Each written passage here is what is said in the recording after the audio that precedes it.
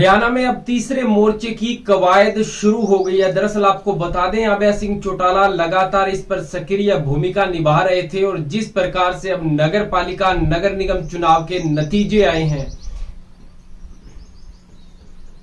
हरियाणा में अब तीसरे मोर्चे की कवायद और तेज हो गई है। अभय सिंह चौटाला लगातार इसके लिए सक्रिय भूमिका निभा रहे थे, लेकिन अब जिस प्रकार से नगर निगम नगर पालिका चुनाव के नतीजे आए हैं, भाजपा, जजपा, इनेलो, आम आदमी पार्टी ने सिंबल पर चुनाव लड़ा, लेकिन कांग्रेस पार्टी ने सिंबल पर चुनाव नहीं लड़ा। इसके बाद ज्यादातर निर्दलीय चेयरमैन जीत करके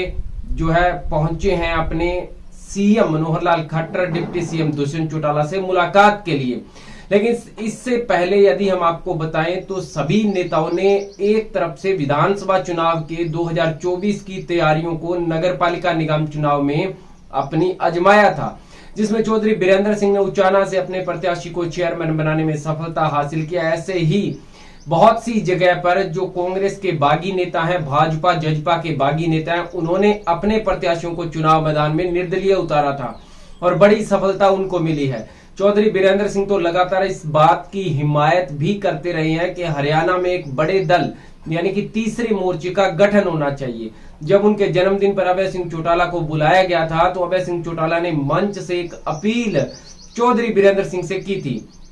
कि आप हरियाणा की राजनीति से संन्यास मत लीजिए, आपको फिर से हरियाणा की जनता को बचाने के लिए चुनाव मैदान में आना होगा और इसको लेकर के आप तीसरे मोर्चे का गठन करें, जिसकी अगुवाई चौधरी ओम प्रकाश चौटाला और आप खुद करें। यानी कि बहुत से नेता ऐसे हैं जो भाजपा में अपनी ही पार्टी में बगावत पर चले गए हैं, हाशिए पर चले गए हैं। कांग्रेस जेजेपी के अंदर भी बहुत से ऐसे नेता आपको मिल जाएंगे जो 2024 के चुनाव में तीसरे मोर्चे की जो नैया है उसको पार लगाने का बेड़ा पार करेंगे, पार लगाने का जिम्मा उठाएंगे। और इस वजह से अब तीसरे मोर्चे की कवायद नगर पालिका और नगर निगम चुनाव के नतीजे आ जाने के बाद से और तेज हो गई है। यानी कि आने वाले समय में अब आम आदमी पार्टी भी क्या इसमें शामिल होगी, क्या कांग्रेस पार्टी भी शामिल होगी, या कौन से दल इसके अंदर शामिल होंगे, कौन कौन से बगावती नेताओं को क्या पद दिए जाएंगे और कब तक इसकी बुनियाद रखी जाएगी, इसको लेकर के अब सवाल उठने शुरू हो गए हैं। लेकिन आपको एक बात बता दें कि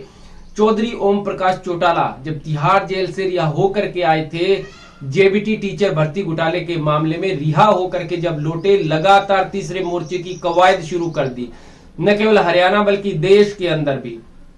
शरद पवार, मुलायम सिंह यादव, सरदार प्रकाश सिंह बादल, नीतीश कुमार, जयंत चौधरी सरीखे नेताओं से, अखिलेश यादव से मिलने के बाद यहाँ की राजनीति को अलग से और नजदीक से देखने का प्रयास किया और निश्चित रूप से तीसरे मोर्चे को लेकर के कहा कि हम तीसरे मोर्चे के गठन विकल्प के रूप में जनता के सामने लेकर के आ रहे हैं और उस पर अब लगातार काम भी हो रहा है। यानी आने वाले समय में हरियाणा से इसकी शुरुआत हो सकती है और नतीजे 2024 के लोकसभा चुनाव में देखने को मिल सकते हैं। लेकिन खास बड़ी बात यह रहेगी कि इसमें कौन कौन से दल शामिल होंगे, क्या कांग्रेस भी इसमें शामिल होगी, जिसको लेकर के पहले जब ओम प्रकाश चौटाला से पूछा गया था तो उन्होंने कहा कि तीसरे मोर्चे के लिए कोई भी दल अछूत नहीं है और कोई भी इसमें शामिल हो सकता है। यानी अब भारतीय जनता पार्टी और जजपा गठबंधन हरियाणा में जिस प्रकार नगर पालिका और नगर निगम चुनाव में जीत के बाद उनके पिछले की बजाय इस बार वोट शेयर कम हुआ है, उस पर निगाह सबकी बनी हुई थी और इसी वोट शेयर जो